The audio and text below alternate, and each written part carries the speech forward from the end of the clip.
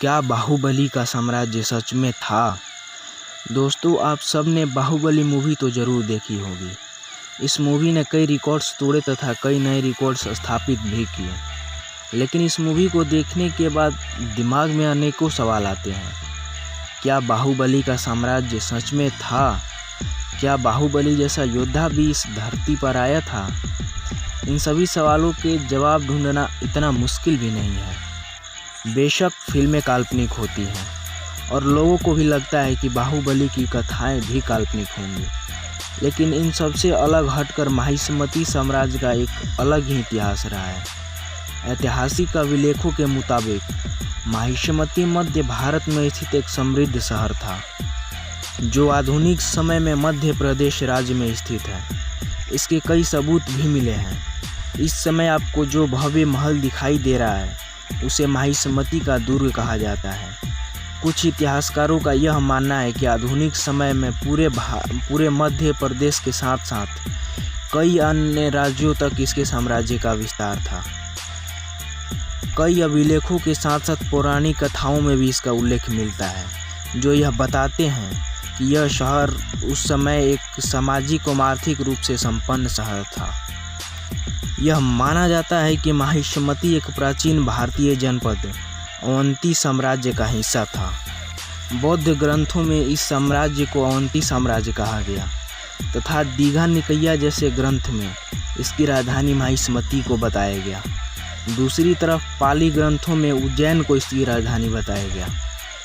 लेकिन पौराणिक रिकॉर्ड्स बताते हैं कि अवंती साम्राज्य को दो भागों में बांटा गया, उत्तरी भाग एवं दक्षिणी भाग। उत्तरी भाग की राजधानी उज्जैन तथा दक्षिणी भाग की राजधानी महिष्मती को बनाया गया। 11वीं और 12वीं शताब्दी में देश के दक्षिणी हिस्सों के राजाओं ने हाइया वंश के वंशज होने का दावा किया और यहाँ तक कि अपनी उत्पत्ति का स्थान महिष्मती को माना। आपको बता दें कि हाइया को महिष्मती का शासक माना गया। 13वीं सदी के शिलालेख बताते हैं कि कुछ राजाओं ने महिष्मती में रहने का दावा भी किया था। खैर, इन सभी ग्रंथों एवं अभी तक के आधुनिक खोजों से यह जरूर मालूम पड़ता है कि महिष्मती नामक साम्राज्य भी इस धरती पर मौजूद था। लेकिन यहाँ एक और सवाल हमारे दिमाग में आता है, क्या बाहुबली जैसा योद्धा भी इस धरती पर आया था? ऐसा माना जाता है कि बाहुबली जैन धर्म से बिलोंग करते थे। वे भगवान ऋषभ देव के पुत्र थे।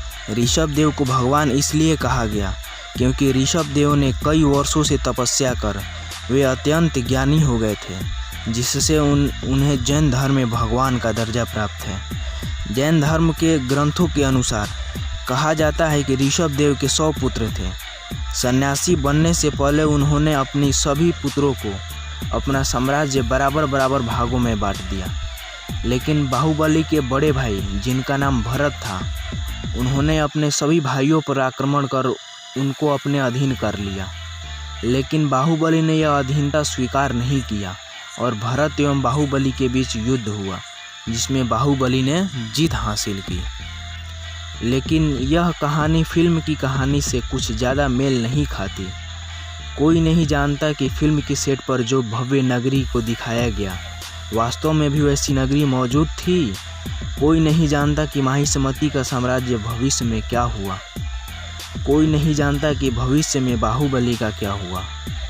लेकिन हाँ, इन सभी पौराणिक ग्रंथों एवं अब तक के आधुनिक खोजों से यह जरूर स्पष्ट होता है कि बाहुबली एवं महिष्मती का अस्तित्व इस धरती पर मौजूद था।